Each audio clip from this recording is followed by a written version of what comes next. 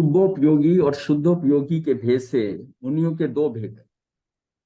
तो हमारा जो विषय चल रहा है उस विषय में ही ये जो है चरित्र अधिकार जो है इसका तीसरा अधिकार है, जिसका हमने बताया था कि गाथाएं जो है 75 गाथाएं शुद्धोपयोगी और शुद्धोपयोगी।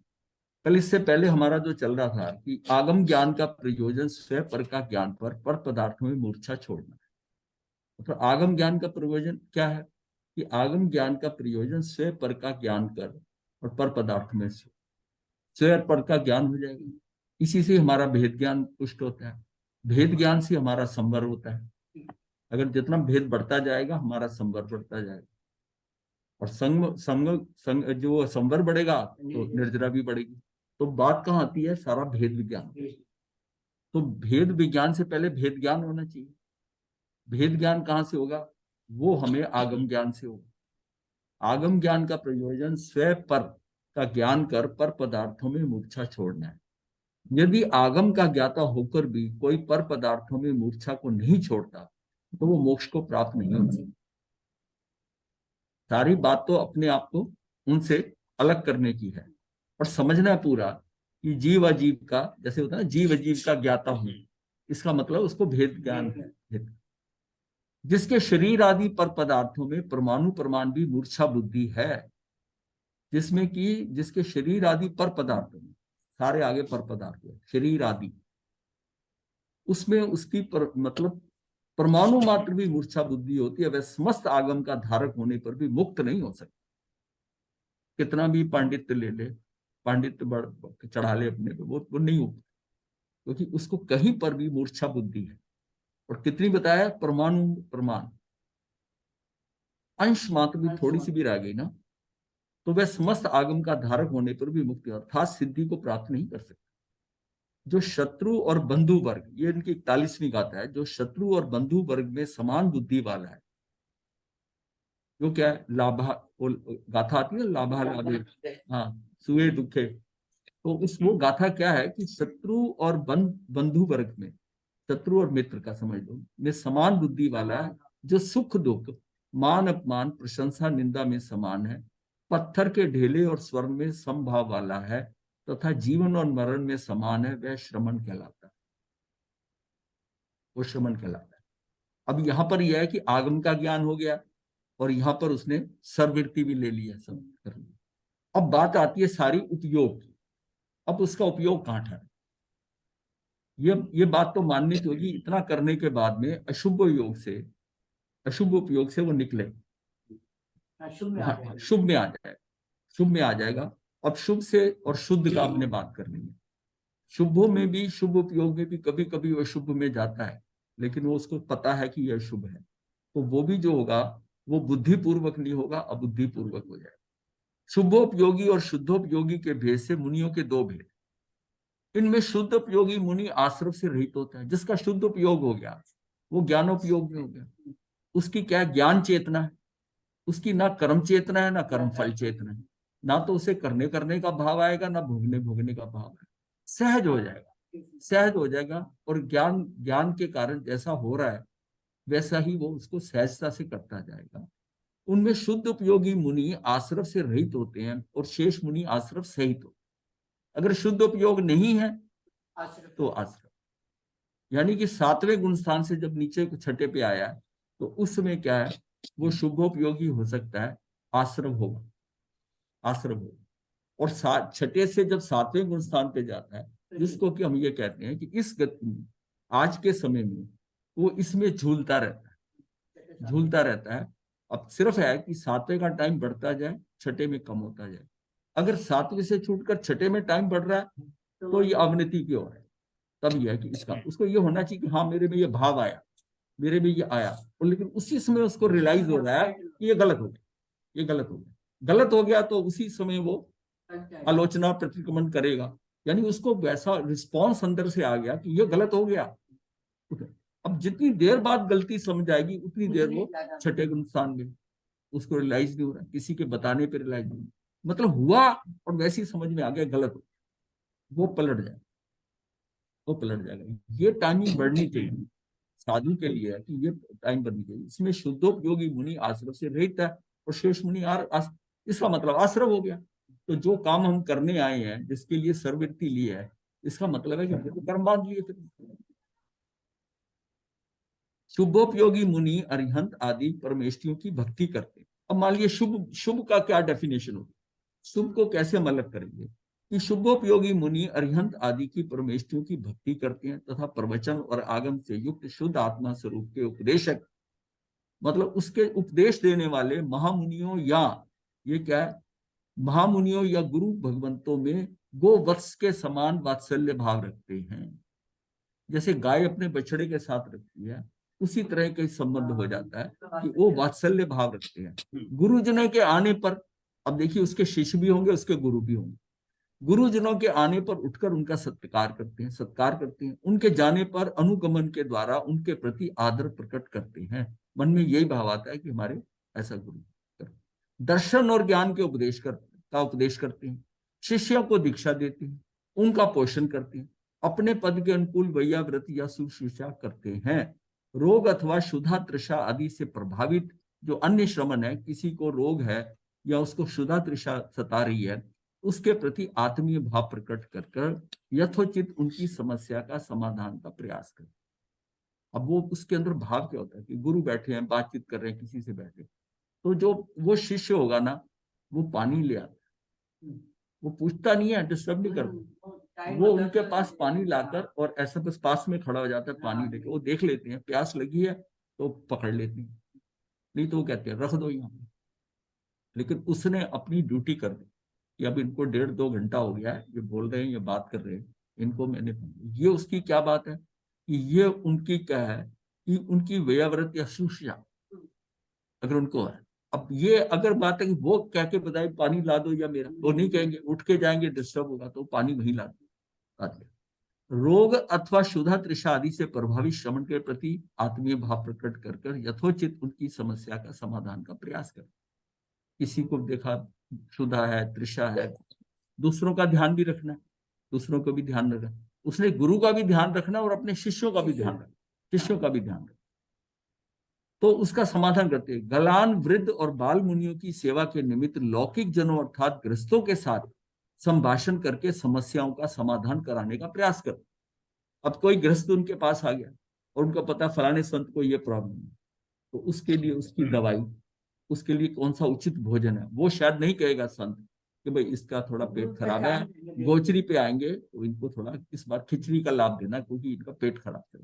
तो वो उसको मतलब थोड़ा किसके साथ वो, हाँ, जो साधक आया हुआ है, श्रावक आया हुआ है, उसके कान में बांट डालते, क्योंकि मुनि को अपने लिए कहने में थोड़ी जो है संकोच होता है, वो कह देते हैं कि भाई इसकी थोड़ी तबीयत है, ध्यान कर, इसको क्या बीमारी, यही बताना ही काफी होता है, वो अपने आप समझ जाते हैं इसे क्या देना।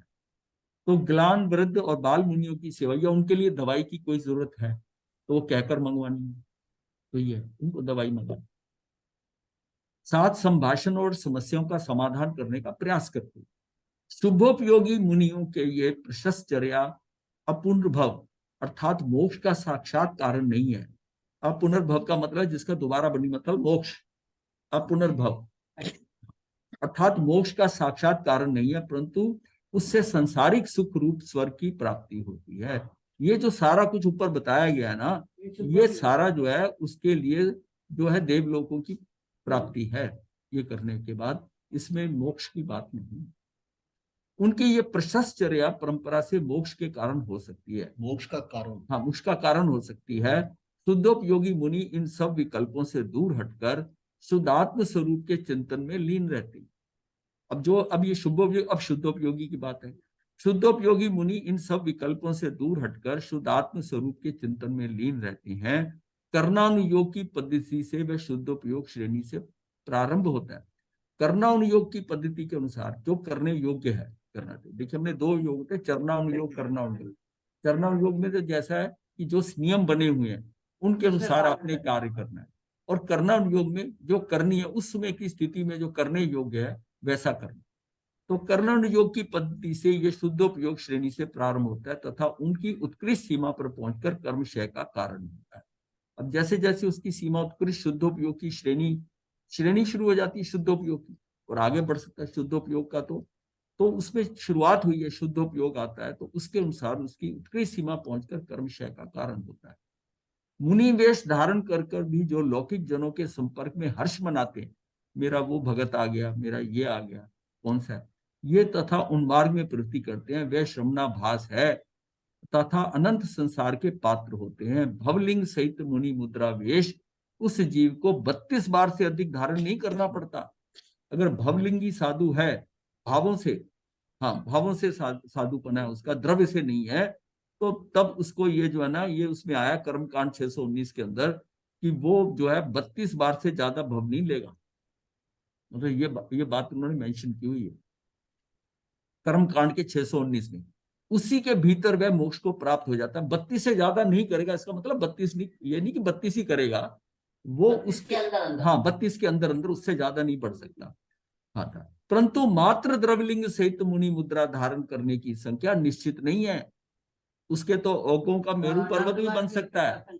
हाँ, इतनी बार साधु बन सकता है। साधु बनना इसका मतलब है खाली साधु बन जाना।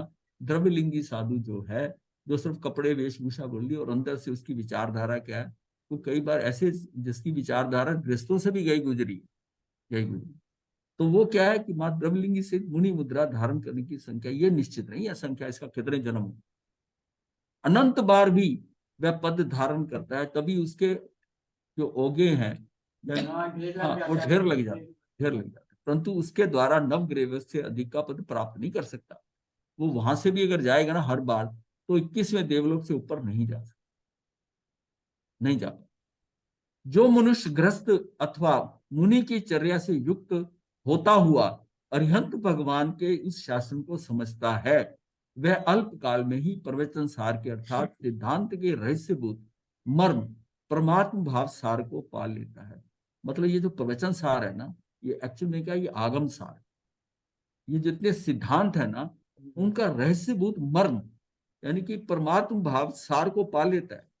जो उसका रहस्य उन प्रवचन सार में, जो परमात्म भाव का जिसका सार पाना है, वो उसका मर्म समझ जाता है। मर्म कहते हैं रहस्यभूत, जो उसमें रहस्य पड़े हुए हैं उसको पकड़ लेता है। शाब्दिक नहीं रहता, रटा रटाया तो बहुत होता है, लेकिन उसका उसके अंदर वो सिद्धांत रहस्य उतना उसका उसका भाव ऐसा हो जाता है, परमात्मा भाव हो जाता है, उस सार को पा लेता है।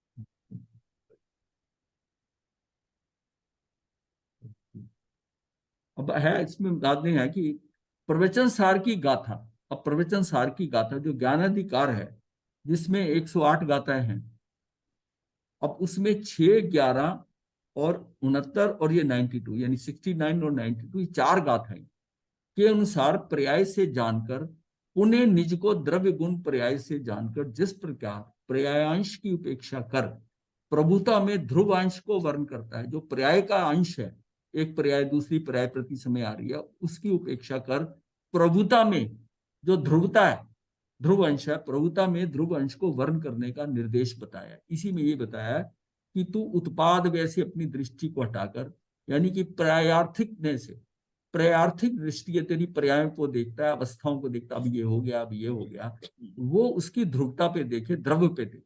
दूसरे को देख रहा है तो उसको प्रभु देखे कि ये आत्मा है, ये भी मुक्त हो जाएगी, ये प्रभु है। वो क्या कर रहा है, उसकी क्या पर्याय चल रही है, उस पर उसकी दृष्टि नहीं है। और यही बात अपने साथ है, अपने अंदर भी वो अपनी प्रभुता देखे ना, अपने द्रव्य पे रहे, अपनी अवस्थाओं में क्यों रहे। तो जो ये पर्याय दृष्टि है ना, ये हमको फंसाती है, क्योंकि हम हमारी दृष्टि बाहर ज्यादातर बाहर रहती है। मतलब यहाँ पर रहते हुए अपने में भी रहती है, तब भी वो अपने शरीर के साथ है, बाहर है। अगर है, अगर अंदर जाता है, आत्मा में जाता है, तब उसकी दृष्टि जो है ना, वो पर्याय फिर वो ध्रुव पे है, यानी उसकी द्रव्य पे दृष्टि है। तो दृष्टि हमारी द्रव्य दृष्टि होनी चाहिए, ना कि पर्याय दृष्टि। पर्याय को तो वो क्षणिक ये समझ के चलना चाहिए कि ये इस जीव का क्षणिक उपादान है। अगर उसमें मान लिया विकार आ गया, विकृति आ गई, ये ऐसा कर रहा है, ऐसा क्यों कर रहा है, उसका क्षणिक उपादान है। जो पर्याय होती है ना, वो क्षणिक उपादान की, जो गुण होता है उसका उपादान है जीव, उसके अंदर, वो उसके अंदर पड़ा हुआ है, द्रव्य के अंदर, गुण के अंदर, जैसे केवल ज्ञान पड़ा है वो पड़ा है। लेकिन पर्याय में क्या हो रहा है, पर्याय में तो हाँ परिवर्तन हो रहा है पर्याय में, वो उसका क्या है, वो क्षणिक उपादान है, हर समय की पर्याय। इसका मतलब, और जो कार्य होता है वो क्षणिक उपादान में होता है। जो गुण पड़े हैं, जो केवल ज्ञान पड़ा है हमारे में, या सम्यक दर्शन पड़ा है, वो पड़ा है, अंदर है, और वो क्या है, वो मेरा उपादान योग्यता है। पर उसका कार्य कब होगा? जब वो क्षणिक उपादान आएगा। जिस क्षण में वो होना है, उस क्षण का उपादान उसकी पर्याय में होगा। वो समय एक ऐसा आएगा कि उसकी सारी स्थिति जो अज्ञान की पर्याय है, वो ज्ञान में चली जाएगी। वो जिस समय दूसरे लक्ष्य को देखता है, उसके अपने द्रव्य पे चली जाएगी, और अपने द्रव्य पे गई जो, वो पर्याय शुद्ध हो जाएगी। क्यों? वो शुद्ध को फेस कर रही है। अभी तक हमारे शुद्ध को फेस नहीं किया है, वो पर्याय नहीं। जिसने पर्याय शुद्ध को फेस कर लिया, वो भी शुद्ध हो गई। उस समय एक समय की पर्याय जो है सारा परिवर्तन कर देगी। लेकिन वो एक समय की पर्याय भी परिवर्तन तब करेगी जब वो द्रव्य के आश्रय से हो। क्षणिक उपादान होगा। क्षणिक वो उपादान क्षणिक द्रव्य के उपादान आश्रय कहाँ है? उपादान कहाँ है? वो द्रव्य में है। द्रव्य के आश्रय से तो द्रव्य के आश्रित का, पर क्षणिक उपादान होना चाहिए। बात हम यहाँ क्षणिक उपादान की समझा रहे हैं। क्षणिक उपादान जो है, पहले आया था, हाँ क्षणिक, बताया कि हाँ हाँ, क्षणिक उपादान जो है कार्य होगा हर क्षण, हर समय। वो पर्याय अलग अलग क्यों हो रही है? सारा परिवर्तन जो हमारा नजर आ रहा है, वो पर्यायों में नजर आ रहा है। भाई गुण तो जो है, गुण तो है। अब द्रव्य जो है, अब जो हमारा द्रव्य आत्मा है, जो आत्मा है, वो दूसरे की भी आत्मा वही है। उसकी मेरी आत्मा में फर्क नहीं है। उसकी आत्मा के जितने गुण है, वो उसके मेरे भी वही गुण है। अब फर्क उसका मेरा कहां पर है? मेरा फर्क उसमें यह है कि जो मेरा क्षणिक उपादान है, उसका क्षणिक उपादान क्या है, मेरा क्षणिक उपादान क्या है। प्रति समय मेरी अपनी इस समय की योग्यता, वर्तमान योग्यता क्या है, उसमें गड़बड़ हो सकती है, अच्छी भी हो सकती है, बुरी भी हो सकती है। ये जो परिवर्तन दिखाई दे रहा है ना, वो उसके कारण। तो तब आप उसको प्रभु समझेंगे कि ये जीव जो है ना, ये भी मेरे जैसा है, इसके भी उतने गुण हैं, इसकी भी वही आत्मा है।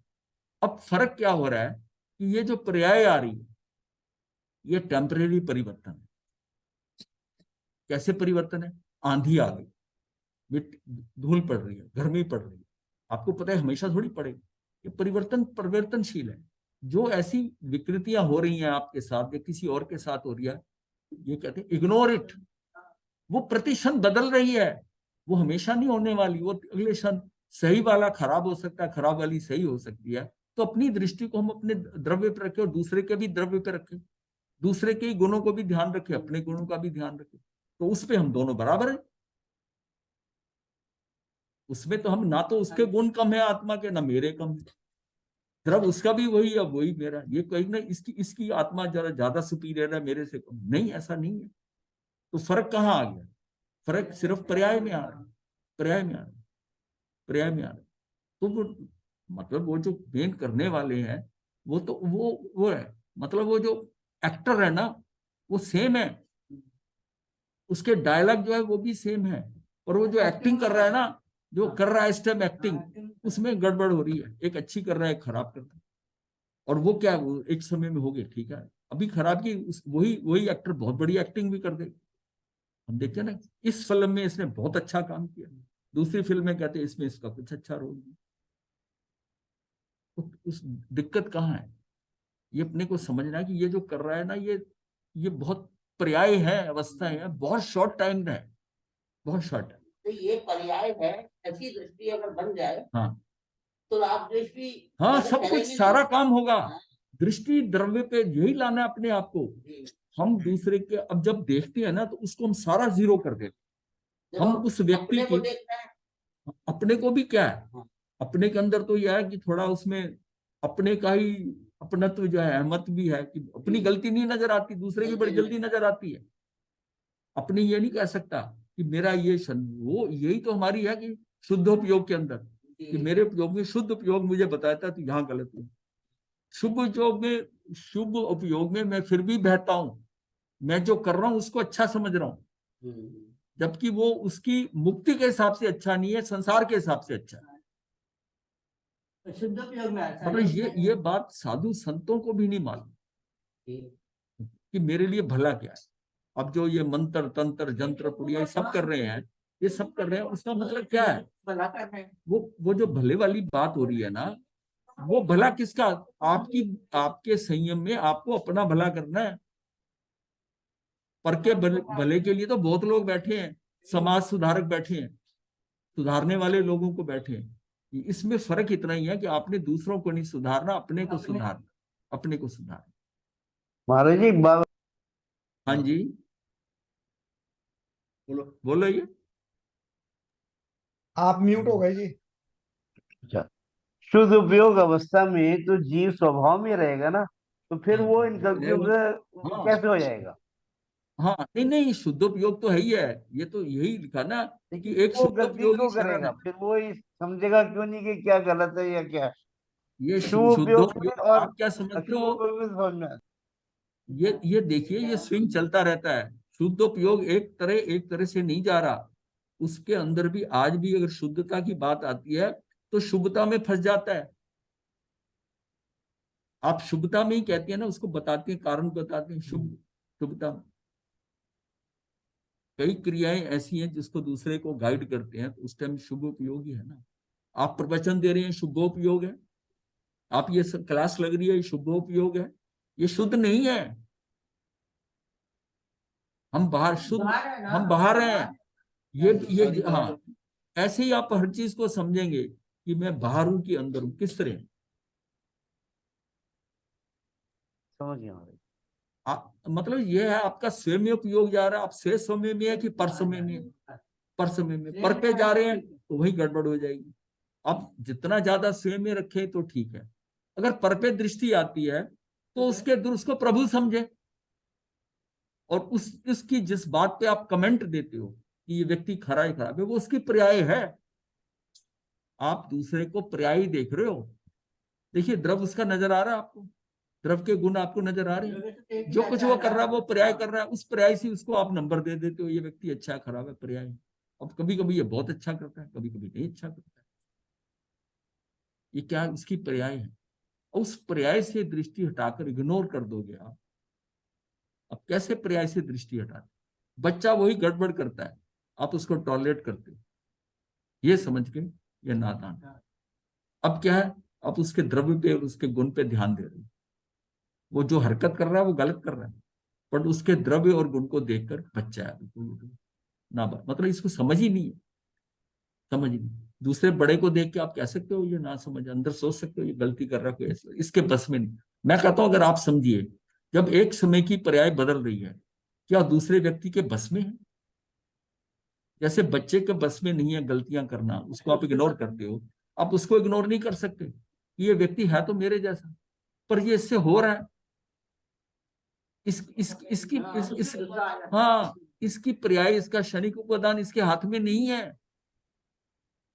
और ये जो गड़बड़ कर रहा है ना, ये मेरे उपादान, मेरे कारण मुझे गड़बड़ कर रहा है, ये मुझे सुख नहीं असाता नहीं, ये असाता पहुंचा रहा है, साता नहीं पहुंचा रहा। तो ये किसका दोष हुआ? तेरे तेरे उपादान का। ये निमित्त बन रहा है, और निमित्त कैसे बन रहा है? निमित्त वो बनेगा उसके अपने क्षणिक उपादान से बनेगा। अभी वो मेरे लिए यूजफुल है कि नहीं यूजफुल है, ये उसकी क्षणिक उपादान जो है। और मेरा क्षणिक उपादान मेरे उपादान में कहां पर है? कार्य तो मेरा भी जो प्रयांतर हो रहा है वो भी क्षणिक उपादान से हो रहा है, उसका भी हो रहा है, और ये मेरे कंट्रोल में नहीं, क्योंकि एक समय का, और छद्मस के हाथ में एक समय का कुछ है ही नहीं, बल्कि असंख्यात समय आज गुजर रहे हैं, तब उसको समझ में आता है कितने समय गुजर क्षणिक गए। उपादान किसे कहेंगे? जो जिसपे कार्य होता है, दैट मोमेंट, उस समय वो क्षणिक उपादान है। जैसे आपके अंदर केवल ज्ञान है, आपके अंदर सम्यक दर्शन है, उसका जो क्षणिक उसकी योग्यता है, जिस योग्यता में कार्य को होना है वो समय आया नहीं है, और जब वो होता है तो वो क्षणिक उपादान है। और अभी जो आप गड़बड़ कर रहे हो, गलतियां कर रहे हो, इसका मतलब आपका वैसा क्षणिक उपादान नहीं है जो आपको वास्तव में चाहिए। वो कहीं आपकी पर्यायों के उस फिल्म में कहीं पड़ा हुआ है, और जैसा होना है वैसा हो रहा है। तो इसलिए आप अपने द्रव्य के ऊपर देखो ना, ये आपके कंट्रोल में नहीं है। अब उसी को ही देखते जाओगे तो आप दुखी सुखी होते रहोगे, दूसरे की पर्याय को देखते रहोगे, सुखी दुखी होते रहोगे। उसके भी द्रव्य को देखो, अपने भी द्रव्य को देखो। जब द्रव्य दृष्टि हो जाएगी तो गड़बड़ खत्म हो जाएगी। आप बाहर देखो तो उसके द्रव्य को देखो कि ये भी प्रभु है, ये भी मुक्त हो जाएगा। ये अगर आज खूनी है ना, हो सकता है मेरे से पहले मुक्त हो। ये चोर है, हो सकता है मेरे से पहले इसकी मुक्ति हो जाए, संयम ले लो। तो फिर क्या उसकी पर्याय कब बदलेगी पता चलता है उसकी आने में, उसका कब उपादान तैयार हो गया, और उसी समय उसकी पर्याय से वो कहां से कहां बन गया। तो जब ना तो उसके हाथ था नहीं तो पर, लेकिन हमारी दृष्टि क्या है कि हमको उसके पर मोमेंट की उसकी हरकतों से बात करते, और हरकत उसके बस में है नहीं। ये बहुत अंदर सोचने की बात है, अंदर सोचने की बात है कि हम दृष्टि हमारी कहां पर, इससे बहुत बड़ा फर्क पड़ता है। इससे बहुत बड़ा फर्क पड़ता है। जब हम दूसरे को, बच्चे को निर्दोष समझते हैं, ये समझो ये भी इसके बस में नहीं है, ये जो बोल रहा है ये कर रहा है ये इसके बस में नहीं है, अज्ञान वश हो। जब हमने देखा कि 500-500 चोरों को एक साधु ने बदल दिया, अब उनकी पर्याय उसमें उनका क्षणिक उपादान तैयार हुआ ना, वो साधु को लूटने के लिए आए थे, लूटने के लिए आए थे ना। हाँ, नहीं नहीं, जिसमें उन्होंने दीक्षा ले ली है, हाँ, 2 मास से सोने वाला, प्रभ वो जो जब दीक्षा, हाँ नहीं नहीं नहीं नहीं नहीं, नहीं। कभी कपिल केवली, हाँ, कपिल केवली। कपिल जो है 2 मास से चोर के लिए आया, जब वो जब बन के साधु बन के जब गए हैं, तो एक चोर पल्ली के अंदर उनको घेर लिया गया, 500 चोर थे, 500 चोर ने हुआ उसको लेना चाहते, कुछ नहीं देते, तो कहते कुछ सुनाओ, तुम्हारे पास देने को कुछ नहीं, देने को नहीं है। तो हमारा मतलब, उनका मतलब और तो कोई नहीं, व्यक्ति आ गया, चोर भी तो वेट करते हैं ना, कोई कमाई का जरिया है, उनकी तो दुकानदारी है ना, कि कोई जंगल में आ जाए उसको लूट ले। अब व्यक्ति ऐसा ही आया इतनी इंतजार करने के बाद, जिसके पास है ही कुछ नहीं, तो बोले ठीक है कुछ हमें सुना दो फिर, अगर तुम्हारे पास कुछ नहीं। अब सुनाते सुनाते ऐसे वो काव्य जो बोला गया है ना, इस तरह बोला कि उनका हृदय परिवर्तन हो गया। वो मतलब उनका एक्चुअल ये करने वाला है नहीं, एक द्रव दूसरे द्रव में उनका उनका उपादान तैयार हो रहा था, 500 का इकट्ठा उपादान तैयार हो रहा था, उसको सुनकर उनमें परिवर्तन आ गया, और जैसी परिवर्तन आया वो भी दीक्षित हो गया। अब ये क्या है, उनका क्षणिक उपादान। इसका मतलब है कि ये चोर है, डाकू है, लूटने वाला है, कब बदल जाएगा ये उसको नहीं पता, उसकी पर्याय में पड़ा, उसका क्षणिक उपादान कब जागृत हो, तब जागृत। तो इसलिए अपने आप को, ये जो जितने बाहर है, ये उथल पुथल हो रही है ना, ये पर्यायों की उथल पुथल, तो पर्याय पे दृष्टि मत, पर्याय की दृष्टि, क्योंकि पर्याय का भी बहुत फर्क पड़ता है, कि स्वभाव में पर्याय है कि विभाव में विभाव में, पर की है कि स्वयं की है, स्वयं की है। इसको कभी आगे लेंगे इसमें, कि फिर कैसे हमारी व्यंजन पर्याय अर्थ पर्याय में फर्क आता है, कैसे आता है, कि हम उसको कैसे लेते हैं। अब इस विषय से अपना विषयांतर हो जाएगा। तो अब हमने सिर्फ क्या है कि हमने डिस्कस क्या किया, शुद्धोपयोग का डिस्कस किया, कि शुद्धोपयोग कैसे रह सकता है मेरा। मैं अगर बाहर देखता हूं तो उसके द्रव्य और गुण के ऊपर ही है मेरा, मैं उसकी पर्याय से प्रभावित नहीं हुआ, अप्रभावित होकर देख रहा हूं, और अप्रभावित उससे रह रहा हूं। अगर मैं जहां प्रभावित हुआ उससे, ये तो नाटक है, ये तो प्रति समय बदल रहा है, जिसको देख के तू दुखी हो रहा है अगले क्षण वो बदल गया। जो चीज बार बार पलट रही है उस पर क्यों भरोसा कर रहा है, जो एक समय किया उसके ऊपर। एक समय की पर्याय खराब है, दूसरे समय भी वही उस वैसी खराब है, और ज्यादा खराब हो सकती है, और 2-4 गालियां आपको और दे सकता है। तो समझो कि ये पर्याय जो आ रही है इसकी सारी खराब है। और फिर एक बार वो क्या है, जब वो जोश सारा ठंडा हो जाता है तो वही चुपचाप शांत हो जाता है। अब क्या है कि वो सारा ड्रामा खत्म हो गया, क्योंकि उसको भी रियलाइज हो सकता है कि मैं गलती कर रहा हूँ, क्योंकि उसकी पर्याय जब खत्म होगी, अब उसकी शुद्ध पर्याय में शुद्धता बढ़ रही है, उसको रियलाइज होना शुरू हो जाता है, उसको रियलाइज शुरू होने लगता है। तो इसका मतलब है कि जो ऑलरेडी सारा बना हुआ है उसके धागे कहाँ है, वो मतलब एक किस्म से कठपुतलियां नाच रही हैं। अब उनके नाच ये समझे कि ये जो हो रहा है ना, ये नहीं कर रहा, और जब हम समझते हैं कि ये मेरा दुश्मन, इसने मुझे नुकसान पहुंचाया, इसी ने करा, वहां हमारी स्थिति बिगड़ गई, वही हमने कर्म का बंधन, उसको सहजता से लिया, जो कुछ हो रहा है ना सहजता। इसका मतलब है कि बाहर देखने से मुश्किल है, बाहर में सहज होना मुश्किल है, दूसरे को इग्नोर करना मुश्किल है। अगर तू अपने के अंदर जाता है, ये सबसे आसान है, तो अपने में टिक जा। तो बाहर देखता कि ये कैसे खा रहा है, ये कैसे करता है, ये कैसे चलता है, इसने कपड़े अच्छे पहने हैं, इसने नहीं पहने हैं, ये ऐसा करता है। हमारी दृष्टि कितनी बाहर रहती है। हम दूसरों पे कमेंट देते हैं, मजाक करते हैं, उसकी चाल पे, क्या है ये सारा? कुछ नहीं है। कोई टेढ़ा मेढ़ा आ गया, अष्टावक्र जैसा आ गया, सब हंसने लगे, ये करने लगे, वो क्या है? हरिकेशी मिला है, उसे उसने समझा ना कैसे लोगों को कैसे दिक्कत होती है, उसकी उसकी पर्याय में ही है ना ऐसा। इसी तरह हमारी जो ये पर्याय है, इस जन्म में इस पर्याय में वहां चला गया। अब जो जानवर है, जो पक्षी है, जो छोटा सा कीड़ा है, उसके भी वो पर्याय है। सिर्फ है, सिर्फ यह है कि उसकी अर्थ पर्याय नहीं है, उसकी व्यंजन पर्याय है। ये कुछ ज्यादा काल की है। अर्थ पर्याय एक समय की होती है जिसकी हम बात कर रहे हैं, एक व्यंजन पर्याय होती है कि जैसा वो है इस समय। व्यंजन पर्याय से क्या होगा? ये कीड़ा है, ये मकोड़ा है, ये कुत्ता है, ये बिल्ली है, ये उनकी व्यंजन पर्याय। अर्थ पर्याय एक समय की है, व्यंजन पर्याय ये इसका समय हो सकता है। अब आज हम कहते हैं मनुष्य की आयु 130 वर्ष की होती है मैक्सिमम उत्कृष्ट, तो ये व्यंजन पर्याय 130 से ज्यादा है। या हम ये कि 80-85 वर्ष है व्यंजन पर्याय, उसके बाद ये खराब हो जाए। कोई भी चीज लेते हैं तो उसको कहते हैं ना, ये तो कभी भी टूट सकती है, कभी भी खराब हो सकती है, इसकी पर्याय, इसकी पर्याय। तो ये क्या, ये उसकी व्यंजन पर्याय। व्यंजन पर्याय जो होती है वो प्रदेशत्व गुण के कारण होती है, वो प्रदेशत्व गुण के कारण, उसके प्रदेशत्व गुण के कारण उसमें भी स्वभाव विभाव है, उसमें भी व्यंजन पर्याय में। और ये अर्थ पर्याय है जो एक समय किया, जो मेरे कंट्रोल में नहीं है। ये दोनों को ये हमने किया था, इसको अपने हाँ कराया था। तो ये व्यंजन पर्याय और अर्थ पर्याय। अब क्वेश्चन है कि व्यंजन पर्याय में कि ये कुत्ता है, ये हम कहते हैं उसको घृणा से इसको एक डंडा मार दो, पास में आ रहा है, वो पर्याय उसकी पर्याय में है। हो सकता है आपका पिछले जन्म के अंदर कोई भाई दोस्ती मित्र हो, वो आज इस पर्याय में है, उसकी पर्याय देख लो, वो उसकी व्यंजन पर्याय।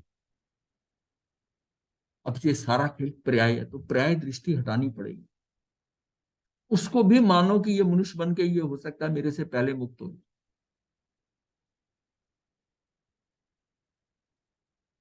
अगर आप देखिए कि असंख्यात जो है त्रियंश सम्यक दृष्टि है, असंख्यात त्रियंश सम्यक दृष्टि है, इसका मतलब है कि उन्होंने मनुष्य भव में कुछ ऐसा किया होगा, उस समय वो सम्यक दर्शन नहीं पा सके, और जिसमें वो त्रियंश बने और वहां जाकर कुछ ऐसा मिला उनको, वो किनारे पे थे बिल्कुल, और उनको वो इनको वहां हो गया, उनको वहां हो गया सम्यक दर्शन। अब वो सम्यक दर्शी जीव है, उसका अगला भव क्या हो सकता है? कि अगला भव उसका मनुष्य का हो सकता है, देव का होता है। अगर वो सम्यक दर्शी जो है, तो इसका मतलब उसके दो दंड रह गए, अब यह मनुष्य बनेगा, ये देव बनेगा। तो उन्होंने कहा कि सम्यक दर्शी त्रियंश जो है और एक देव है, वो सम्यक दृष्टि नहीं है, वो सम्यक दृष्टि त्रियंश उससे ज्यादा अच्छा है, उत्कृष्ट है उसकी स्थिति, कि उसको अभी है बस, और जब उसका आगे चलेगा तो इतना उसमें महत्व बताया। और ये तो उन जीवों का है जो स्वयंभू रमन लास्ट वाले समुद्र के अंदर है, जिसमें असंख्यात बताया गया। ये समय सार में ही है कि असंख्यात जो सम्यक दृष्टि, यहां तक कि उनमें से कुछ श्रावक व्रता भी, पांचवां व्रत भी पाल, निर्दोष पानी, गंदा पानी, तो पत्ता गिर जाता है खाना, मतलब वो उन्होंने उसको कंट्रोल करा हुआ है। जैसे नंदन मरियार ने किया था कि पानी वहीं पीता था जहां बहनें कपड़े धोती थी, त्रियंच होते हुए भी, त्रियंच होते हुए। जब तक अरिहंत कौशन, देखिए हमारी जो ये स्थिति है ना मनुष्य की, इसमें आप इसमें बहुत कुछ कर सकते हो, छोटा छोटी चीजें करके किसी और गति में जाएगी, उसके लाभ वहां मिलेंगे। और ये मूर्छा में निकल गया तो बहुत, वहां कोई समझाने वाला, यहाँ की यहाँ पर परिणाम नहीं आए पर आपने अपने आप को सुधार लिया, अपने आप को सुधार लिया अंदर से, आत्मा में थोड़ी निर्बलता आ गई, समझ आ गई थोड़ा, ठीक है, अब अंतिम नतीजे तक नहीं पहुंचे, पर वो विफल नहीं होगा, वहां वो नुकसान नहीं होगा। जब तक अरिहंत को शरण मानेंगे और पर्याय मात्र से जानेंगे, तब तक मोह दूर नहीं होगा। मोह का मतलब मोहनीय कर्म, ये सारा जो है ना, राग भी होगा, द्वेष भी होगा, मिथ्यात्व में भी रहेगा, सारा जो रहेगा किसमें, कि जब तक अरिहंत को शरण मानेंगे और पर्याय मात्र से जानेंगे, उनको द्रव्य दृष्टि से जानकर उनकी महिमा में अटक जावेगा, तो उन्हीं के प्रति मोह हो जावेगा। अब क्या है, अब उस मूर्ति को देख रहे हैं, जिसको कर रहे हैं, अरिहंत की शरण में जा रहा है, द्रव्य दृष्टि से जानकर उनकी महिमा में अटक जावे, अब उस पर दृष्टि चलेगी और उन्हीं को प्रतिमोह हो जाएगा। उनके समान स्वेदर को स्वीकार कर, उनका भी आलंबन तोड़कर स्वे आश्रय देने से मोह दूर होगा। हाँ जैसे आपने नंदन मनयार का हाँ उदाहरण दिया, हाँ, मेंढक के भवन मेंढक में, के भवन, तो उस समय उसकी शुद्ध पर्याय शुद्धोपयोग था, जब हाँ, उसने उसको जाति स्मरण ज्ञान हो गया था, उसका शुद्धोपयोग था ना। शुद्धोपयोग था ना, शुद्धोपयोग था। मेंढक ने महावीर का यहाँ आए हैं, वो सुन के वो समझ गया, शुद्धोपयोग में ही समझा, शुद्धोपयोग में ही समझा। उनके समान स्वे द्रव्य को स्वीकार कर, उनका भी आलंबन तोड़कर स्वे आश्रय देने से अपने आश्रय में जा। अगर तू मूर्ति को देखकर उसी की पूजा में लग गया, उनको देखकर तुझे स्वे द्रव्य में जाना है, उनके समान स्वे द्रव्य को स्वीकार कर, उनका भी आलंबन तोड़कर स्वे आश्रय लेने से मोह दूर होगा। मोह के अभाव के लिए तो मोह से त्रिकाल रहित स्वे तत्व का आश्रय है। सारा खेल यह कि अगर तू बाहर बाहर बाहर नहीं, अपने अंदर ही रह, और बाहर दृष्टि जा रही है, तो उसके द्रव्य और गुण को ही देख, उसकी पर्याय पे ध्यान मत दे। प्रथम तो जानना अरिहंत को द्रव्य गुण पर्याय से, फिर जानना निज आत्मा को, तत्पश्चात मोह तुरंत विनष्ट हो जाएगा। पहले तो उनको द्रव्य गुण पर्याय से जानकर, किसको, अरिहंतों को। अब मान लिया पूजा करने जाता है, पूजन को, अब उपासना का मार्ग है, उपासना के मार्ग में वो ऊपर द्रव्यचारी को क्या कर रहा है, द्रव्य, लेकिन अगर उसको जानकर निज आत्मा को तत्पश्चात, तो मोह तुरंत विनिष्ट हो जाएगा, उसका हो जाएगा। मतलब उसको उनके साथ भी मोह नहीं करना है। जब स्व आश्रय से मोह दूर हो, तो अरिहंत आदि निमित्त मात्र हैं। जो अरिहंत आदि के समीप ना आवे, उसकी तो बात ही नहीं है, परंतु यहाँ आकर भी उन्हीं के आश्रय को बल देता रहेगा, उसका मोह नाश को प्राप्त नहीं होगा। मैंने उनको मंदिर के दरवाजे के आगे 12 बजे बंद कर देते, उसकी चौखट पे आकर, उसमें शीशा लगा हुआ था दरवाजे, तो एक बहन आती थी, वो पूरी दंडवत आधा घंटा 20 मिनट दरवाजे से पता नहीं वंदन, पता नहीं क्या कुछ कर रही, दंडवत ऐसा कर करके, और बड़ा अहोभाव से कर रही थी। बताइए वो सारी क्रिया क्या, उसमें क्या हो रहा है, वो तो पर का ही आराम अंदर क्या हो रहा है, वो बात उसकी है। पर का आदमी। हाँ, और और ऐसा भी हो सकता है, वो चीज वो अपने घर पे भी कर सकती। ऐसा भी हो सकता है हाँ। कि वो पर का आलम्बन अंदर में ना हो, उसके हाँ। बाहर से क्रिया में लग रहा है, ज्यादातर बाहर से होता है। वो उसकी मूवमेंट से पता चलता है। नहीं तो क्या, आप शांत होकर बैठ जाइए, उनको निहारते ये हुए। कोविड के टाइम की बात है। हाँ, कोविड के टाइम की गेट बात बंद है, होते थे। गेट बंद होते थे, उसको तब हमने, मतलब ये प्रैक्टिकल देखी हुई बात कर रहा हूँ। जब स्वे आश्रय से मोह दूर हो, तो अरिहंत निमित्त मात्र हैं। जो अरिहंत आदि के समीप ना आवे, उसकी तो बात ही नहीं है, परंतु यहाँ आकर भी उन्हीं के आश्रय को बल देता रहेगा, उसका मोह नाश को प्राप्त नहीं होगा। उनकी अरिहंतों की भक्ति आदि के परिणामों से हुए पुण्य उदय से उत्पादक क्लेश में इंद्र चक्रवर्ती आदि के वैभव का बंधन ही मिल सकता है। मान ली इतनी भक्ति कर रहा है, और उसके परिणामों से पुण्य उदय भी हो रहे हैं, और क्या है कि मतलब क्लेश में इंद्र चक्रवर्ती पद, तृष्णोपादक, चक्रवर्ती और इंद्र के पद को क्या कहा है, तृष्णोत्पादक क्लेश में इंद्र चक्रवर्ती आदि के वैभव का बंधन ही मिल सकता है। मतलब उसकी तृष्णाएं बढ़ेंगी, इंद्र की जैसी, इंद्र की और चक्रवर्ती की, मतलब तृष्णोत्पादक क्लेश में इंद्र चक्रवर्ती आदि के वैभव का बंधन ही मिल सकता है। भाई में प्रतिष्ठा, यश आदि मिल सकते हैं, परंतु मोक्ष मार्ग में केवल उन्हीं की प्रतिष्ठा है जो स्वयं में प्रतिष्ठित हैं। परंतु मोक्ष मार्ग में केवल उन्हीं की प्रतिष्ठा है जो स्वयं में प्रतिष्ठित है। पर का आश्रय लेने वाला अभावग्रस्त नौकर है, भिखारी है। पर का जो आश्रय ले रहा है ना, वो अभावग्रस्त है, उसका आश्रय ले रहा है, और तेरे पास है, तेरी आत्मा ही परमात्मा है, तो तू इसकी कर रहा है। तो अनाथ ही, वो अनाथ का अनाथ ही रहता है। उपरोक्त इन 4 गाथाओं जो ऊपर आई ना, 6, 11, 59, अब 92। इसमें कितनी चोट हाँ लगाई है हाँ कि जो दूसरों से मनौती करते हैं, हाँ परमात्मा मुझे ये दे दे, हाँ, वो दे वही दे, वही है, हाँ, वो अभावग्रस्त, अभावग्रस्त है, वहाँ पर का चोट आश्रय है लेने ये। वाला, और नौकर तो अनाथ ही रहता है, हाँ, अनाथ ही रहता है। उपरोक्त इन 4 गाथाओं की टीका में अमरचंद्राचार्य जी लिखते हैं कि यदि ऐसा है तो मैंने मोह को दूर करने का मार्ग प्राप्त कर लिया है। उन्होंने कहा कि इन गाथों की टीका में वो लिख रहे हैं और उसमें लिखते हैं कि यदि ऐसा है तो मैंने मोह को दूर करने का मार्ग प्राप्त कर लिया, मुझे मार्ग मिल गया है। अब यहां से जितना भी हमने बात करना, ये मोह को दूर करने की प्राप्त कर लिया। अतः हमें भी मोह के नाश के उपाय की प्राप्ति होनी चाहिए। चिंता एवं भव दुख से विमुक्त हो, धैर्य एवं विश्वास, धैर्य और विश्वास आस्था के साथ तत्व के अभ्यास में उद्यमवंत यानी उदित रहना है। मतलब धैर्य और विश्वास, आस्था आएगा, ये मात्रा एक रहेगी। धैर्य एवं विश्वास यानी आस्था के साथ तत्व के अभ्यास में, इसमें बिंदी आएगी, अध्यमवंत उदित रहना है। मुक्ति की युक्ति अंदर ही है, मुक्ति की जो युक्ति है अंदर ही है। श्रद्धा पूर्वक वहां स्थित होने से समेव इष्ट की प्राप्ति संभव है। जब मुक्ति की युक्ति अंदर ही है तो श्रद्धा पूर्वक वहां स्थित होने में, श्रद्धा से वहां स्थित हो जा, उसमें इतनी आस्था कर ले कि समेव इष्ट की प्राप्ति संभव है। जिसके आश्रय से सुख शांति ना मिले वो इष्ट कैसे हो सकता है? सभी पर द्रव्यों एवं पर भावों में इष्ट पने का अभाव है। वस्तु का स्वभाव इष्ट अनिष्ट पने से परे है। अभी पर द्रव्यों और पर भावों में हाँ, पर भावों में इष्ट पने का अभाव है। पर भावों में अगर जा रहा है, सभी पर द्रव्यों में जा रहा है, पर भावों में इष्ट पने का अभाव है। वस्तु का स्वभाव इष्ट पने से परे है। इष्ट अनिष्ट का श्रद्धान मिथ्या दर्शन एवं प्रत्यक्ष दुख का कारण है। कुछ पदार्थों का संयोग दुख रूप लगता है और कुछ का वियोग, और कुछ पदार्थों का संयोग हमें लगता है कि ये हमारे पास ना आए, वो आ जाते हैं।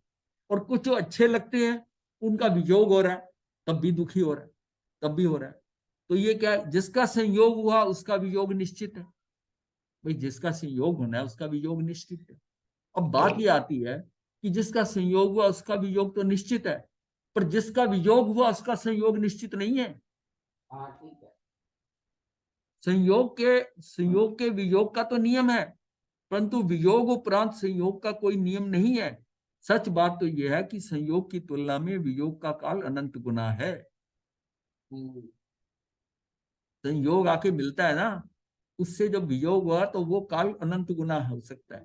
संयोग कितना मिलता है आपको? बहुत कम समय का, वो लिमिटेड टाइम का संयोग है। और हम सारी प्रॉब्लम क्या समझते हैं कि इससे संयोग हो गया, हम बहुत बढ़िया हो, ये मिल जाए, ये मिल जाए, ये हो जाए। व्यक्ति वस्तु प्रतीतियों का हम संयोग ही चाहते हैं, और जिससे हम सुखी हो जाएं, उनका संयोग मिल जाए, उनका बढ़िया। योग में तो इसका ना सिद्धों का जो काल अनंत गुना हो गया, वो भी योग हाँ, में चले गए। योग है। ऐसी स्थिति में जिनमें इष्ट की कल्पना कर रखी है, ऐसे संयोग को इष्ट कैसे कहा जा सकता है? इस जब मतलब जिसको हमने कहा कि ये इष्ट है मेरे लिए, तो ऐसे संयोग को इष्ट कैसे कहा जा सकता है? इस प्रकार वस्तु स्वरूप का विचार करने पर निज गायक तत्व की ही मात्र परम इष्ट सिद्ध है। अपने गायक तत्व, ये जो है इसने कभी नहीं खत्म होना, इस आत्मा में कभी नहीं खत्म होना, और यही मैं हूं। तो मैं अपने को क्यों ना इंप्रूव करूं, मैं अपने में क्यों ना रहूं, और मेरा कार्य हो जाएगा। मुझे कुछ प्रयत्न करने की जरूरत नहीं, सिर्फ अंदर जाने की जरूरत है। बाकी काम जैसे कह रहे ना, तो बस एक बार मेरे संरक्षण में आ जा, बाकी मैं देख लूंगा। आत्मा वैसी है ना, मैं हूं ना, पहले तो उसको समझना कि ये है, और जब उसके संरक्षण में चला जाता है तो बस वो सारा काम होगा, आपको प्रोटेक्शन मिल गई। और हम प्रोटेक्शन चाहते हैं बाहर दूसरों से, दूसरा उससे बढ़िया प्रोटेक्शन नहीं।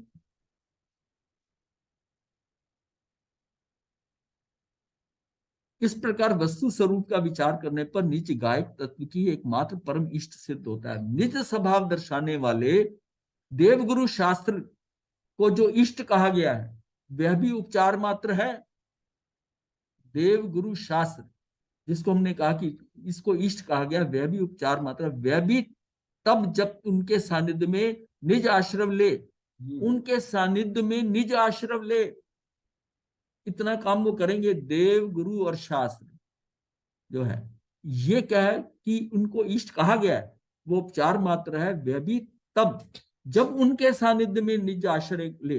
लेकिन क्या कहूं कि हमारी दशा तो औषधि का ही अजीर्ण कर लेने वाले रोगी की भांति हो रही है। औषधि का ही अधीन हो गया। हाँ, औषधि का इंजीर्ण हो गया, लिए जा रहे हैं।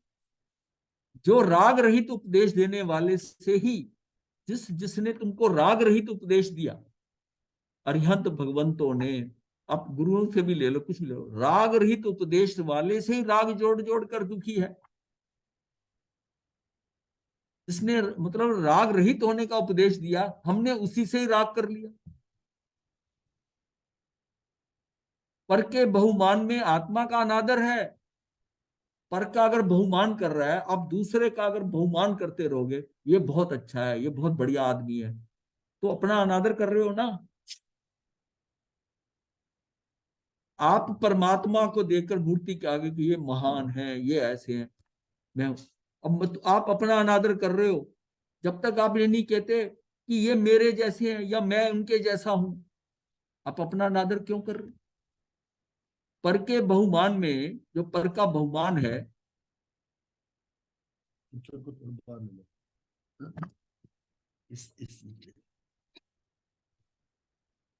हाँ, पर के बहुमान में आत्मा का अनादर है। पर की रुचि में अपनी अरुचि है। पर की रुचि में अपनी अरुचि है। पर के स्मरण में अपना विस्मरण बरतता है। अब बाहर के लोगों को याद करते रहोगे, उसका नाम वो आया था, उसने ऐसा करा, वो ऐसा है, वो ऐसा है, तो अपने को तो भुला दिया ना। पर के स्मरण में अपना विस्मरण बरतता है। छद्मस्त का उपयोग एक समय में एक और ही लगता है। अतः जब तक वह पर में लगेगा, तब तक वह स्वयं आनंद से वंचित रह जाएगा।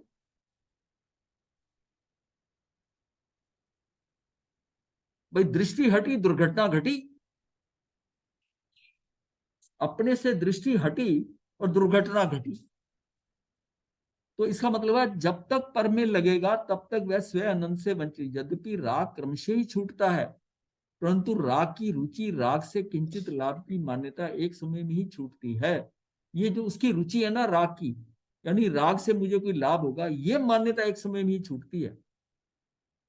अरे राग तो यदि वीत राग के प्रति भी हो, तो भी बंध का कारण है। राग तो यदि वीत राग के प्रति भी हो, तो भी बंध का कारण है। जब तक शुभ ये कैसे प्रशस्त महाराज? राग भी, हाँ जी, महाराज जी कैसे? क्यों जी? सारी बात यही आ सारी रही बात तो यही है, कि पर में है। पर में है, वो भी वीत राग भी पर आपके है। वीत राग के प्रति जो राग है वो तो उनकी मतलब कैरेक्टरिस्टिक पे है ना। वो कोई भी आप बाहर हो आप, संबंध तो नहीं मैं समझ बनाएंगे गया ना। है आपको। आप उस तो आप में भी तो वही है, आपके अंदर भी तो वही है फिर। गौतम स्वामी जी का ले लो जी एग्जाम्पल। वो जिस ये दिन अनुभव ये हो लाइन जाएगा याद करो। बात अलग पर हो के जाएगी। बहुमान में आपकी आत्मा का नादर हो रहा है। हाँ आपकी आत्मा ये ही बात तो बहुत परमात्मा है। बढ़िया है मत। ये तो हाँ जी? बहुत सुंदर बात है हमारी, बिल्कुल ठीक कह रहे हो आप। आप कि जब पर के दूसरे को बढ़िया बहुमान में बढ़िया कह रहे आत्मा का हो, अनादर है। आत्मा ये जानती है कि मैं भी परमात्मा हूं, और जिस परमात्मा की आत्मा देखकर उसको आप कहे जा रहे हो बहुत बढ़िया, इन्होंने तो कमाल कर दिया, ये तो तीर्थंकर बन गए, ये तो केवली हो गए, उसका अनादर कर रहे हो ना। जब आप कहते हो कि जैसे ये है वैसा मैं भी हूं, और मैं भी प्रयत्न करके वो पा सकता हूं, तो उसको हौसला मिलता है ना। आपने नहीं किसको महाराज वो स्ट्रेंथ तो देनी ठीक है? है, लेकिन ये बंद का कारण आपने जो बताया ना, मैं हाँ, खुद बंद पे बंद समझना है। बंद, हाँ, बंद बीत कैसे राग होगा? के आप शुभोपयोग में हो, शुद्ध नहीं हो। गौतम भगवान को भगवान महावीर ने महावीर का क्या, आप गौतम स्वामी जी आप जितना भगवान को मान लिया करते हो, गौतम स्वामी से ज्यादा तो नहीं कर रहे ना। उनके सामने तो साक्षात तीर्थंकर थे, वो उन्हीं में ही अटके हुए थे। चार ज्ञान के धारक थे, अच्छा ठीक है, समझ गया। चार ज्ञान के धारक थे, फिर अटके हुए थे। गौतम स्वामी का एग्जाम्पल समझ में आ गया हमारे। हाँ उनको कहा कि एक क्षण का प्रमाद मत कर। हम भी उन्हीं का नाम तब लेते हैं, हमें हमारी बात जब समझ नहीं आती, तो हमसे ऊपर वालों को हम पकड़ के दिखाते हैं आपको। नहीं वो समझ में आ गई महाराज जी, आप एकदम बिल्कुल समझ में आ गई। अरे राग तो यदि वीत राग के प्रति भी हो, तो भी बंध का कारण है। जब तक शुभ प्रशस्त राग भी रोगवत भाषित नहीं होगा, इसको भी रोग समझो। जब तक शुभ यानी कि प्रशस्त ये राग भी रोगवत भाषित नहीं होगा तब तक उसे दूर करने का पुरुषार्थ नहीं होगा।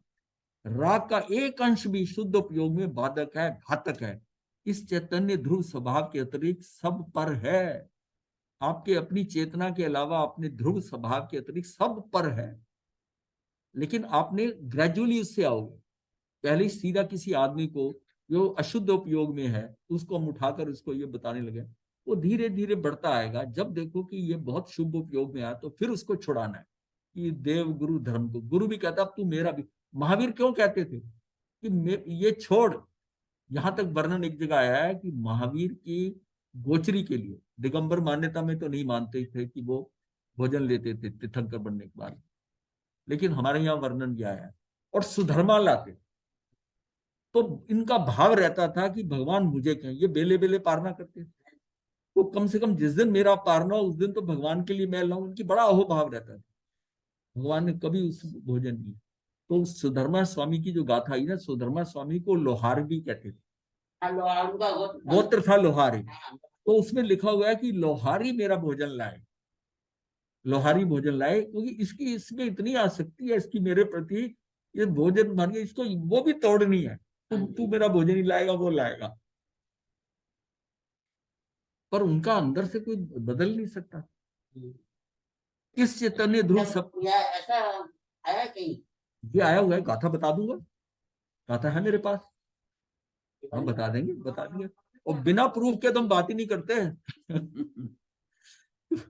इस चैतन्य ध्रुव स्वभाव के अतिरिक्त सब पर है, अतः आश्रय करने योग्य नहीं है। इसमें भी विशेष है चैतन्य का ध्रुव स्वभाव, हाँ, पर्याय स्वभाव नहीं है। हाँ नहीं, चैतन्य का ध्रुव स्वभाव के अतिरिक्त वो है ही। चैतन्य का स्वभाव ध्रुव ही होता है, चेतना में जा रहा है ना। पर्याय भी तो है। हाँ हाँ, वो उसकी बात नहीं हो रही, सब पर है। चैतन्य ध्रुव स्वभाव के अतिरिक्त सब पर है, पर्याय भी पर है। अतः आश्रय करने योग्य नहीं है। मैं तो ज्ञान मात्र, ज्ञान घन हूं, घन का पिंड हूं। ऐसी स्वीकृति, धारणा, चिंतन, मतलब अपना बहुमान कि मैंने क्या मनुष्य भाव पा लिया, क्या जैन धर्म पा लिया, कितना विशेष, ये सारी कितनी मेहनत करी, इसको ये अहोभाव आते ही अब आगे और बढ़ो कि मैंने बहुत मंजिल अचीव कर ली। मतलब अगर नीचे से केंद्रीय से देखो, एक केंद्रीय से अपने स्टेप गिनने शुरू करो कि तू कहां पहुंच गया। अब तो सिर्फ जस्ट एक उड़ान भरने की देर रह गई है। हाँ हाँ, कि मैं तो इतनी सीढ़ियां, इतनी घाटियां पार है, 9 घाटियां ही पार कर ली, कितने स्टेप चढ़ाऊंगा और मैं यहां तक पहुंच गया। ये बस इसके आगे क्या है, किनारे पे। और हमारी स्थिति भी वही है कि हमको सबको, हमें नाव भी मिल गई, केवट भी मिल गया, गुरु भी ऐसे मिल गए, सब खेर हैं, आपको किनारे पे ला रहे हैं। अब आप कहते हो मैंने किसी से नहीं उतरना, अब बताओ क्या करोगे? वो तो वापस हो जाएगी। हम उतरना नहीं चाहते, जो कुछ हमें मिल गया और जहां तक हम पहुंच गए, हम उससे उतरना नहीं चाहते। क्यों? हमें ना उस किश्ती से मोह हो गया, ये हमें यहां तक लाई, इसने मेरा ऐसा किया। अरे भाई ठीक है, इन्होंने किया तो यहाँ किनारा आ गया, अब तेरा लक्ष्य किनारा है। तू पीछे जो कुछ हुआ छोड़ दे उसको, पीछे देखेगा तो फंस जाएगा। ये क्या है? इतने आश्रय करने योग्य नहीं है। मैं तो ज्ञान मात्र, ज्ञान घन, ऐसी स्वीकृति, धारणा एवं चिंतन हो, ऐसा चिंतन होना चाहिए, सम्यक ज्ञान आभास हो, जैसे शील व्रती स्त्री के हृदय में स्वयं के पति के अतिरिक्त अन्य किसी के लिए स्वामी बने का कोई स्थान नहीं। अगर किसी का स्थान हो उसके मन में किसी और व्यक्ति का, तो व्यभिचारिणी कही जाती है। तो फिर हम अगर पर में देख रहे हैं तो हमारी व्यभिचारिणी दृष्टि हो गई, हम व्यभिचारी हो गए। भाई घर पे आत्मा अपनी है, दूसरों को देखे जा रही। तो शील व्रती स्त्री करे तो स्वामी पर कोई स्थान। समर्पण 2 के साथ 1 का नहीं होता, ये बड़ी स्टैंडर्ड बात है। समर्पण 2 के साथ 1 का नहीं होता। कोई एक और वो ये कहे कि मेरा समर्पण इसके साथ भी, इसका समर्पण 2 के साथ नहीं होता, 1 के साथ ही होगा। जो उत्कृष्ट समर्पण होगा वो 1 के साथ होगा। तो समर्पण 2 के साथ 1 का नहीं होता। उसी प्रकार सम्यक दृष्टि की श्रद्धा में अन्य किसी के लिए उपादेय पने से कोई स्थान नहीं है।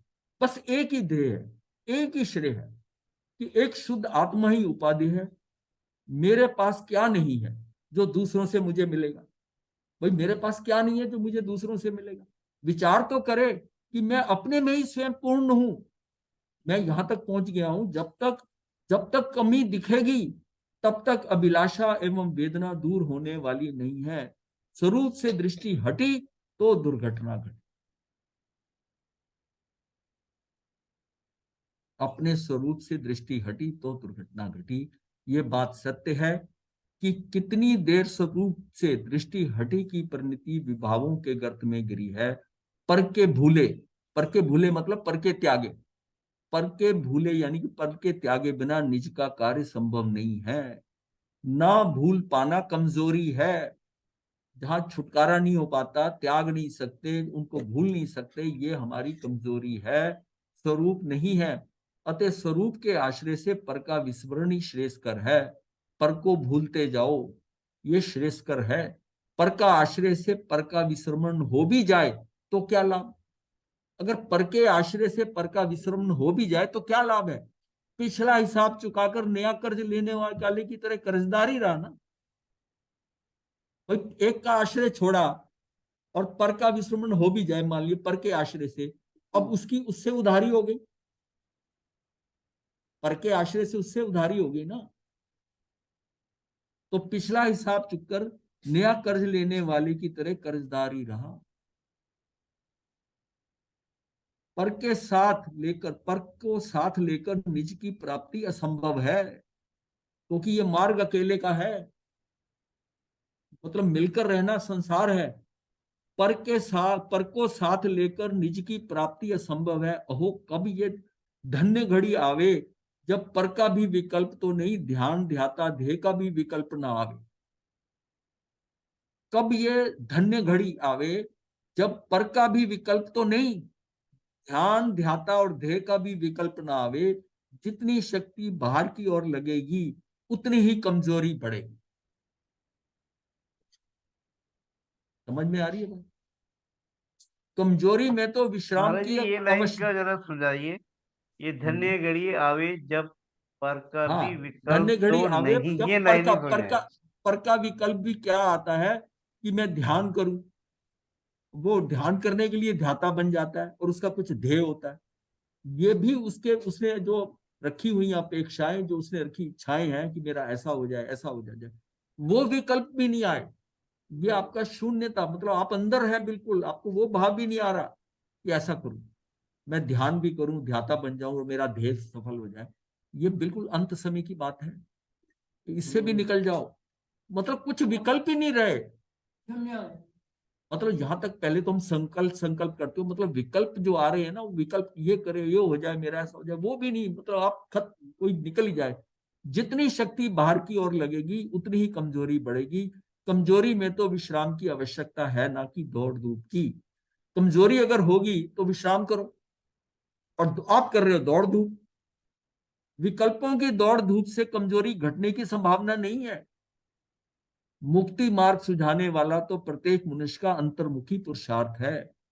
पर्याय में शुद्धता का उपाय भी पर्याय का आश्रय में नहीं, अपितु स्वभाव को समर्पण होने में है। पर्याय का अर्थ नहीं है। पर्याय का, हम जो पर्याय का ना, ये गलत करता था, अब मैं ये करने लगा, अब मैं ये कर रहा हूं, आप इसमें अच्छा समझते हो, वहां से निकले हो, ठीक है। ये जो कर रहे हो इससे भी आगे बढ़ना है, इससे भी आगे बढ़ना है। अपितु स्वभाव को समर्पण होने में है। तब फिर वहां पर्याय को बार बार देखने का वेह में क्यों, फिर आपको क्यों आता है बार बार व्यायाम कि भाई मैं ये ऐसा कर रहा है, ऐसा कर रहा है, बाहर दृष्टि क्यों जा रही। तेरा आना और जाना अकेले का है, तू आया अकेला और जाएगा अकेला। जगत में देवी देवता की पूजा अर्चना वंदना तो बहुत लोग इन्हें मिथ्या समझकर नहीं करते, क्या समझ नहीं करते, धर्म या करते हैं। या करने से रुक जाते हैं। परंतु अरिहंत प्रतिमा होवे तो उन्हें वंदन पूजन आदि का भाव तोड़ना विवेकी ज्ञानी का काम है। उसको वो तोड़ नहीं पाता। किंतु साधारण जीव उनकी वंदना का मोह नहीं रोक पाते। इसी प्रकार जिनके साथ उनका कोई संबंध नहीं, ऐसे लौकिक लोगों से तो नेह दूर हो जाता है। परंतु जो हमें ज्ञान की बात सुनाते हैं, अर्थात आत्महित के निमित्त है, ऐसे सच्चे देव गुरु शास्त्र धर्म साधर्मी भी मेरे लिए लाभदायक नहीं है। मुक्ति के पॉइंट ऑफ व्यू से, मुक्ति के।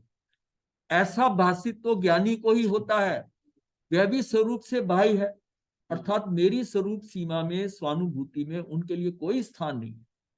वो मेरे स्वरूप से बाहर है, अर्थात मेरी स्वरूप सीमा में, स्वानुभूति में उनके लिए कोई स्थान नहीं है। उनका भी लक्ष्य छोड़कर स्वानुभूति होगी। लौकिक जगत में पति या पत्नी की प्राप्ति, माता पिता, भाई बहन, मित्र, रिश्तेदार आदि के साथ ही व्यक्तिगत अहम छोड़कर स्वानुभूति होती है। वैसी अन्य से दूर रहने पर भी पर्याय का पर्याय में अहम भी स्वभाव की प्राप्ति में बाधक है। बिल्कुल। बस यहाँ इसका कल अंत क्लास लेनी, प्रवचन सार संपूर्ण। ये तो होगा नहीं। ये प्रवचन साहब पूरा हो गया। कल क्लास लेनी है। ये पीछे नहीं। का बहुत बहुत दोनों कर दो। बहुत ये उसका, क्योंकि ये इसलिए है ना, ये चरित्र अधिकार है, और चरित्र अधिकार इसलिए पहले मैं तो सोच रहा नहीं करा जाए, क्योंकि इसका चरित्र अधिकार है, क्योंकि जो इसका ज्ञान अधिकार है ना, वो हम कई जगह पढ़ चुके हैं। जो इसका ये तत्व अधिकार है दूसरे नंबर पे, वो भी तत्वों का ज्ञान है। हाँ जी। पर ये जब हुआ ना, काम इसने करना है, काम इसने करना। काम इसने करना है चरित्र अधिकार में।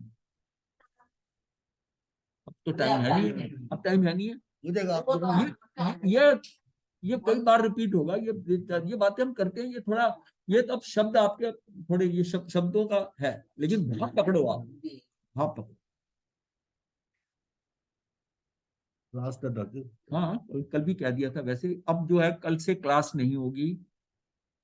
26, 27, 28, 29, 30 का देखेंगे। आपको नितिन जी मैसेज भेज देंगे। 30 नहीं तो फिर आगे पहली से करेंगे।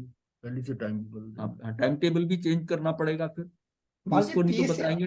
30 या 31, क्योंकि 30 ये महीना 31 का है ना। हाँ, 31 का है तो 31 तो चलेगा। हम पहली से करेंगे चेंज।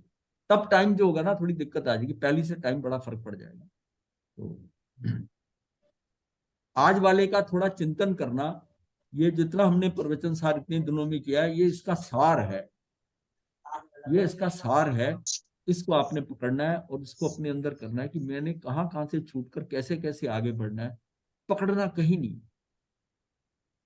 मतलब आगे बढ़ते जाओ, छोड़ते जाओ पीछे। पकड़ नहीं करना, किसी चीज पे पकड़ नहीं करना। इसी का प्रत्याख्यान रहता है। धारणा प्रमाण, हाँ, धारणा प्रमाणे, धारणा प्रमाणे। डॉक्टर अमिता नहीं कर रही शिविर।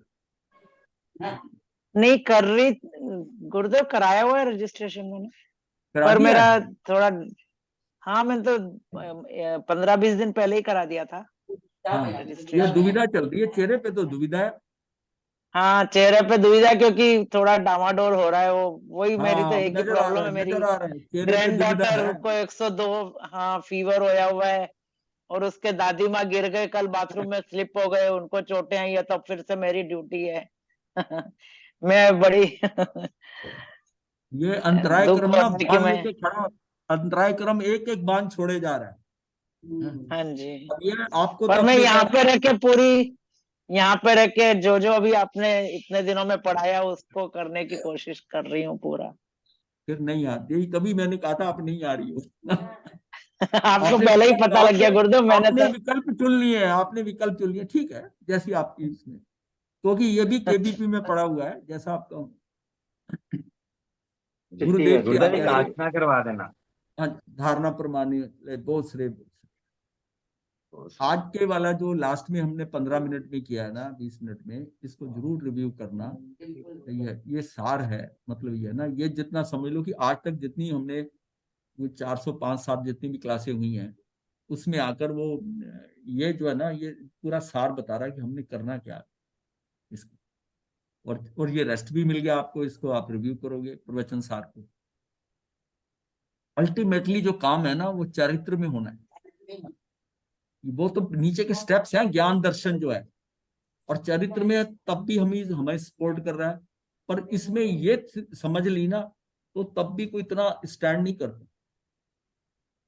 लेकिन ये चीज समझने वाली है, और इसको पाने के लिए तब हेल्प कर सकता है, हेल्प कर सकता है। गुरुदेव की आज्ञा से चत्तारि मंगलम अरिहंता मंगलम सिद्धा मंगलम साहू मंगलम केवली पनतो धम्मो मंगलम चत्तारि लुगुत्मा अरिहंता लुगुत्मा सिद्धा लुगुत्मा साहू लुगुत्मा केवली पनसो धम्मो लुगुत्मो चत्तारि शरणम पवज्जामि अरिहंते शरणम पवज्जामि सिद्धे शरणम पवज्जामि साहू शरणम पवज्जामि केवली पनत्तम धम्मम शरणम पवज्जामि। ये 4 शरणे दुख हरने और न शरणा कोई, जो भव प्राणी करे आचरण उसका अजर। अजय जी जय आप बंधन। कल